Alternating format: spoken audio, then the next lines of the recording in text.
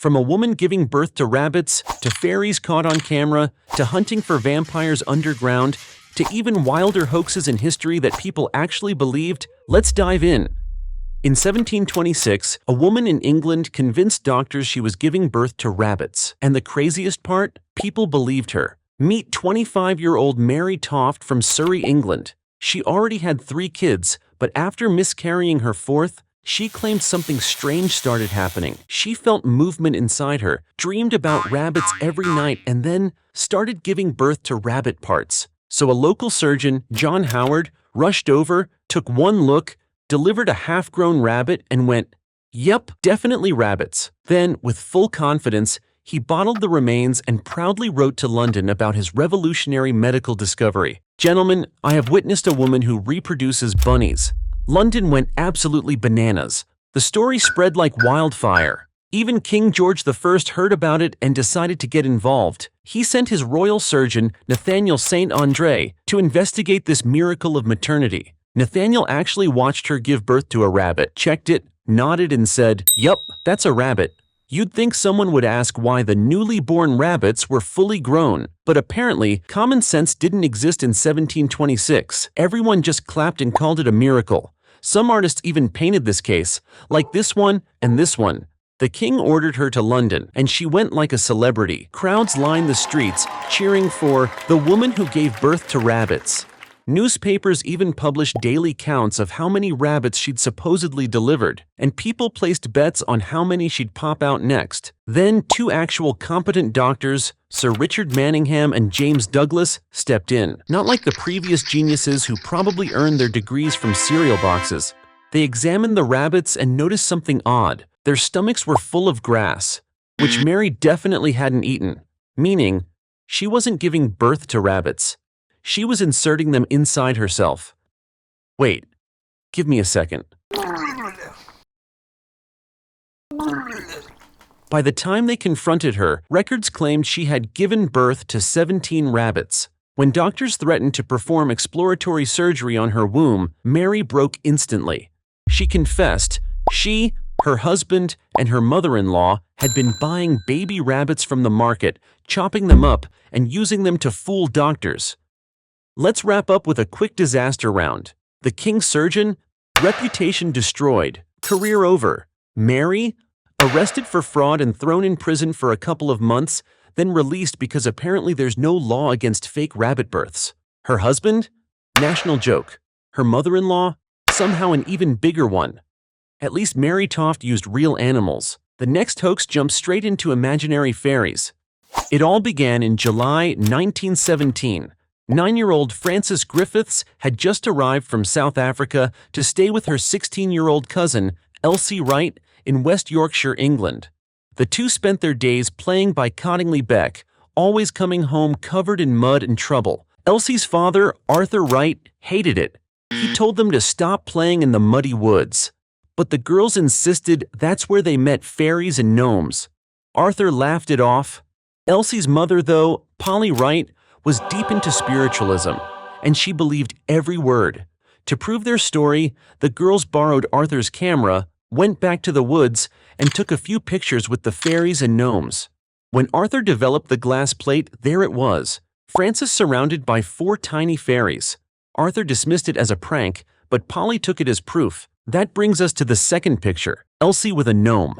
Arthur stayed skeptical but kept the plates. Polly, on the other side, couldn't stop showing them off. Eventually, she brought them to a Theosophical Society meeting in Bradford, where members became convinced they were genuine evidence of nature spirits, including Edward L. Gardner. Then came Edward's famous friend, Sir Arthur Conan Doyle. Yes, the man who created Sherlock Holmes.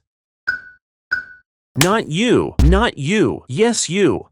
By the way, subscribe or something. Okay, back to chaos. Gardner showed the photos to Doyle, who was fascinated. Later that year, Doyle published the article, Fairies Photographed, an Epoch-Making Event, in the Strand magazine, using the images as supposed proof of supernatural life, and the piece blew up worldwide. But it didn't stop there. Gardner, working on Doyle's behalf, sent them new cameras and plates. The girls went back to the woods and delivered 3 more photos. each more unbelievable than the last. Doyle followed up with another article, The Evidence for Fairies, featuring all 5 photos and letters from believers. Wait, there's more. He even turned it all into a book in 1921 called The Coming of the Fairies. Public opinion split fast. Experts noticed the fairies looked like paper cutouts from children's books. Yet when the plates were examined, no signs of photographic manipulation were found. The negatives showed real objects in front of the lens. That only made believers double down. Fast forward to 1978, skeptical investigators traced the fairy shapes to illustrations from Princess Mary's gift book. And in 1981, Elsie Wright finally admitted the fairies were faked using paper drawings held up with hat pins. No shit, Sherlock, which explains why the lab found no manipulation. Francis Griffiths agreed, but insisted, and I quote, "One later photo might show something real." And you know what's the craziest part? The story even made it to Hollywood, inspiring the 1997 film Fairy Tale, A True Story. Oh, and Sherlock Holmes' creator died never realizing he'd been gaslighted by 2 kids. Yup, that was wild. And when you think those stories were wild, the next one takes us all the way to outer space. In 1835, the New York Sun dropped the hottest scoop. A famous astronomer, Sir John Herschel, had set up a giant telescope in South Africa and discovered life on the moon. And not just boring stuff like bacteria. No, apparently the moon had oceans, forests, sandy beaches, unicorns, massive crystal temples, and my absolute favorite, 4-foot-tall bat people with wings. They even gave the moon Batman a name, Vespertilio Homo. Basically, Gotham, but in space. Hi, I'm Eric, and let's dive in. People lost their minds over the news. Theaters literally held public readings of the articles, and people paid actual money to sit and hear a guy reading the article. Even rival newspapers reprinted them. Outside the Sun's office, people lined up just to grab a copy, as if it were tickets to Taylor Swift's Eras Tour. It was the 1830s version of going viral. Wow. Top-tier entertainment. The story didn't stop here. It ran in a 6-part series. The guy behind it all was a reporter named Richard Adams Locke. His goal was simple: to troll serious science and mock how other papers printed wild, unverified discoveries. But it backfired. Instead of people getting the joke and shaking it off, they believed every word. And his reputation changed from a known reporter to the moon bat people guy. John Herschel, the actual astronomer the Sun name-dropped without asking, was in South Africa quietly studying stars when, out of nowhere, everyone decided he'd discovered Moon Gotham. His reaction was basically, "Wait, what? I never found bat people." He didn't start a public fight with the paper, but he sure wasn't thrilled about being turned into the guy who supposedly discovered Gotham on the moon. Eventually, scientists started questioning the claims, and even Herschel himself had to clarify he'd never discovered bat people. By then, though, it barely mattered. The public had already traded bat people for the next shiny headline. The Sun had made tons of money in sales, never apologized, and honestly, why would they? They were too busy swimming in money pools and proving how easy it was to sell fantasy and fiction as facts. So the Great Moon Hoax became one of the earliest and most successful examples of fake news. And now that this hoax launched us to the moon, the next one will literally bring aliens down to Earth. On the night before Halloween in 1938, CBS Radio's Mercury Theater on the Air, hosted by 23-year-old Orson Welles, began like any calm evening broadcast. Soft music, relaxed tone, and good vibes. Then suddenly, we interrupt this program for an important bulletin.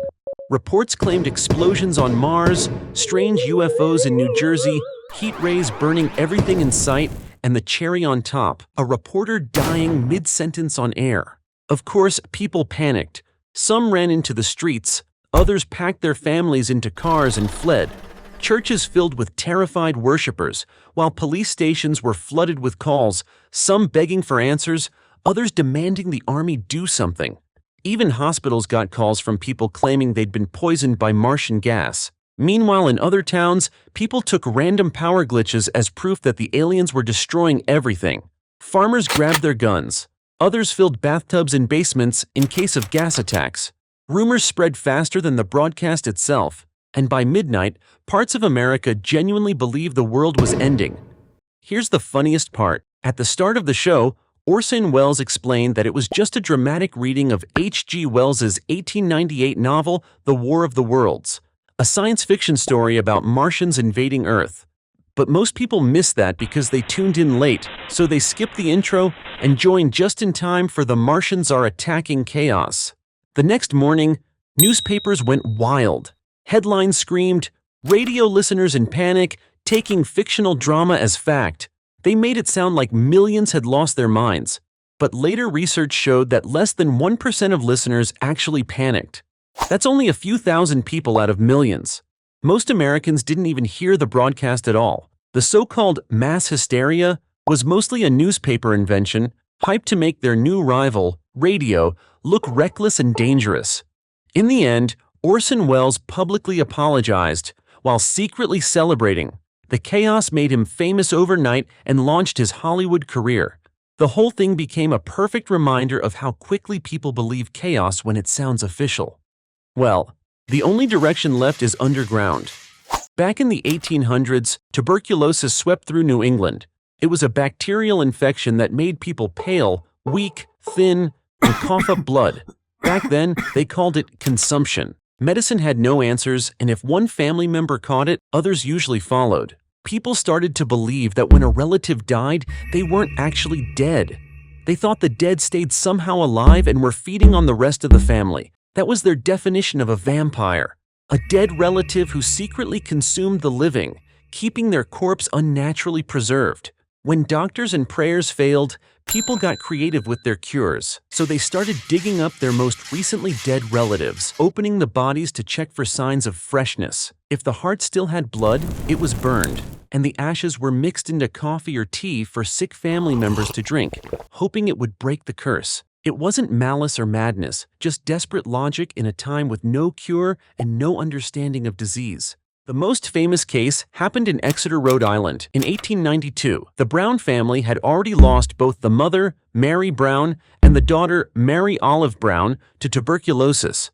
When another daughter, Mercy, died and her brother Edwin fell ill, the townspeople became convinced that one of the dead women was feeding on him from beyond the grave. Under pressure, their father, George Brown, agreed to open the graves. First, he uncovered the body of his wife. Nothing unusual, just the natural signs of decay. Then, he dug up his older daughter. Same thing. But when he finally reached Mercy's coffin, he was shocked. Her body looked fresh, her heart still had blood, and her face hadn't decomposed. In truth, it was winter, and her body had been kept in a cold crypt, but they didn't know that.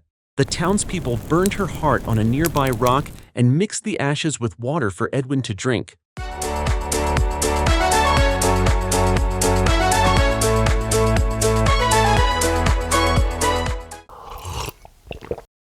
Problem solved, right?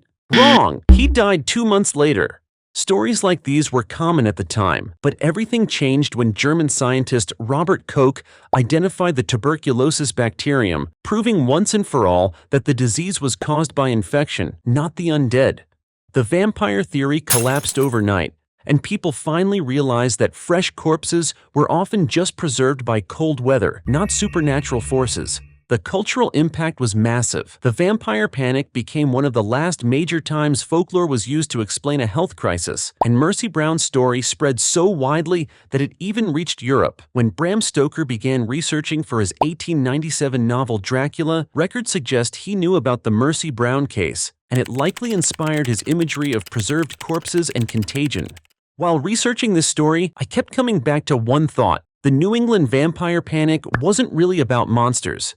It was about fear itself. Families watched their loved ones die, powerless to stop it, and turned to the only explanation they had left, that the dead were somehow responsible. It's easy to laugh now, but they were trying to protect each other in the only way they knew how, and that's what makes it haunting. And that's the chaos. These are the wildest hoaxes in history, and somehow people believed every single one of them. Make sure to like, subscribe, and please question things.